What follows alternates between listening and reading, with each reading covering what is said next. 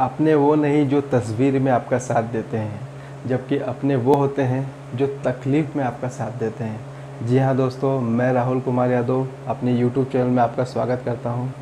आज एक कहानी आपके साथ शेयर करूँगा एक बुजुर्ग व्यक्ति की, जिससे आपको पता चलेगा कि प्रेम की परिभाषा क्या है और आप प्रेम को अच्छे से अनुभव कर सकते हो कि किस तरह से आप इसको एक अनुभव लीजिए। ये कहानी है एक बुजुर्ग व्यक्ति की। जी हाँ दोस्तों, बुजुर्ग व्यक्ति जो 60 साल की उम्र के हैं, वो जाते हैं एक डॉक्टर साहब के घर सुबह सुबह 6 बजे और उनका दरवाज़ा खटखटाते हैं। और दरवाज़ा खटखटाने के बाद डॉक्टर साहब की पत्नी, जो धर्म पत्नी है, वो आते हैं, वो दरवाज़ा खोलते हैं और इस तरह से वो कहते हैं कि अरे दादाजी, आप सुबह सुबह इतनी जल्दी?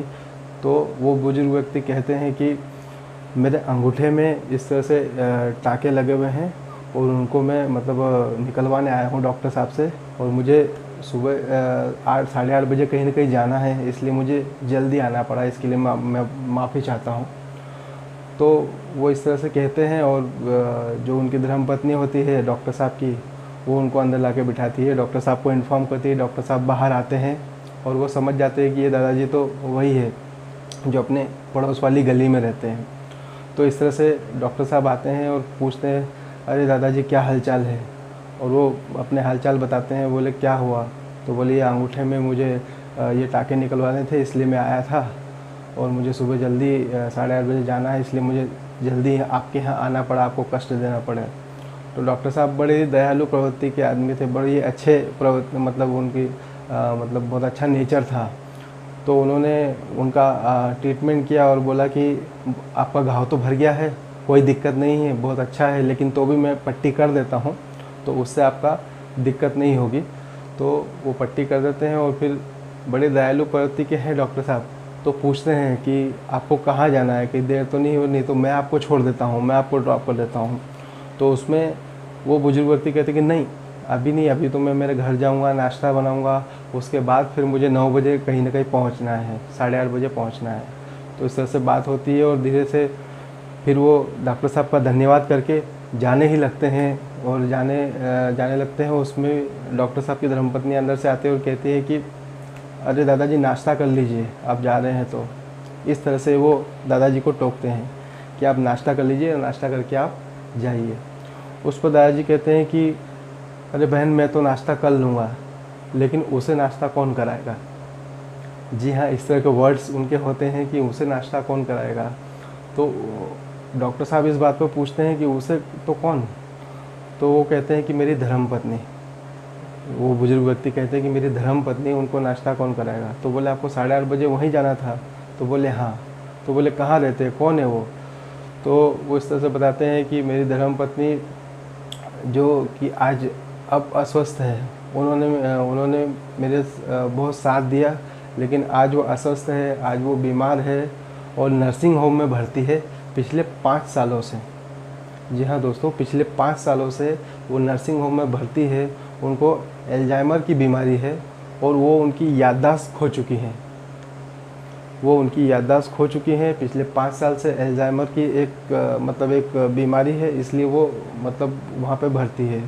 तो इस तरह से बात करते हैं और वो कहते कहते रो पड़ते हैं कि इस तरह से मतलब मेरे साथ ये है। और वो जब भी मैं उनके पास जाता हूँ नाश्ता लेके या कुछ भी सामान लेके, तो मुझे एक अनजान तरह से देखती है कि जैसे मुझे पहचानती ही नहीं, एक तरह से शून्य, मतलब एक तरह से मेमोरी पूरी लॉस हो गई और इस तरह से रो देते हैं इस तरह से। तो वो उनको देख के डॉक्टर साहब और उनके जो धर्मपत्नी वो भी रो देते हैं। जी हाँ दोस्तों, प्रेम की परिभाषा यही है कि 5 साल से अगर एक आदमी ऐसा है जो आपको भूल चुका है, तो भी आप उसका साथ दे रहे हो, उसको प्रेम कर रहे हो, तो ये एक प्रेम एक निस्वार्थ भाव है और सभी कर सकता है। लेकिन यह वन साइडेड लव है। जी हाँ, एक साइड से जो प्यार हो रहा है, ये बहुत ही दुर्लभ होता है, ये हर इंसान को मिलता नहीं है। अगर मिलता भी है तो आप बहुत लकी है। इस दुनिया के सबसे जो लकी आदमी होता है वो वही होता है जिसको वन साइडेड लव भी आसानी से। कबीर साहब जी कहते हैं कि प्रेम न बाड़ी उपजे, प्रेम न हाट बजाए।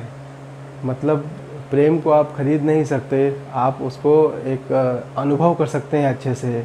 इस तरह से बातें चलती है डॉक्टर साहब और बुजुर्ग व्यक्ति के बीच में।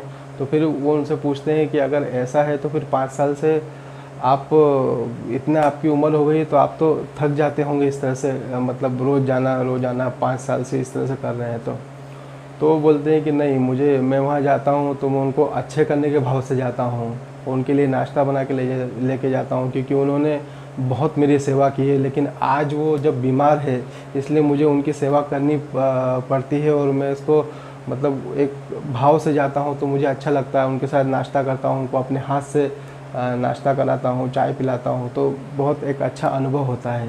और इस तरह से वो बात करते हैं डॉक्टर साहब से।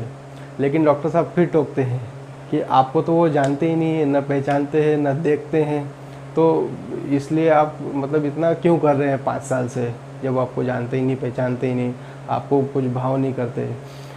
तो उस पर बुजुर्ग व्यक्ति कहते हैं कि वो नहीं जानते तो क्या हो गया, मतलब एक हार्ट टचिंग जो वर्ड्स जो होते हैं अपनों के लिए, इस तरह से वो कहते हैं कि वो नहीं जानते तो क्या हो गया, मैं तो उनको जानता हूँ, मैं तो मतलब उनको बहुत अच्छे से पहचानता हूँ।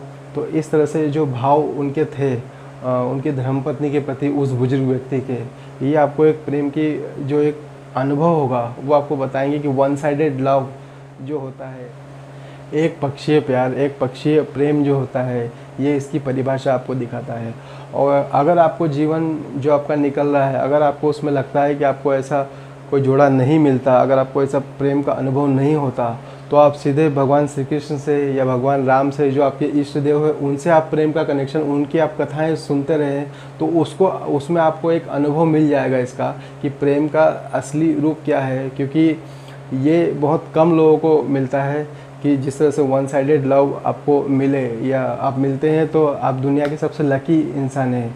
लेकिन यहाँ से आप इसको बहुत अच्छे से मतलब देख सकते हैं कि धर्म की दुनिया में जाएंगे तो वो जो लव आपका गॉड के साथ होगा वो एक अलौकिक लव होगा, एक अलौकिक प्यार होगा।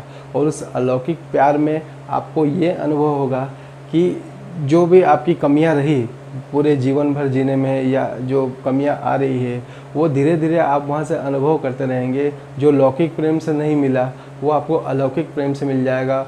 आप गॉड से, आपकी आत्मा का परमात्मा से मिलन हो जाएगा, और वहाँ से आपको एक अनुभव हो जाएगा कि प्रेम ही सबसे बड़ी शक्ति है, प्रेम से बड़ा कुछ नहीं है। तो दोस्तों, आज की कहानी में बस इतना ही था। अगर आपको कहानी अच्छी लगी तो प्लीज़ लाइक करें, शेयर करें, सब्सक्राइब करें, कमेंट करें, और कुछ कमी हो तो प्लीज़ आप मुझे कमेंट में लिख के दें ताकि मैं उसको और आगे से इम्प्लीमेंट कर सकूँ। So thank you very much.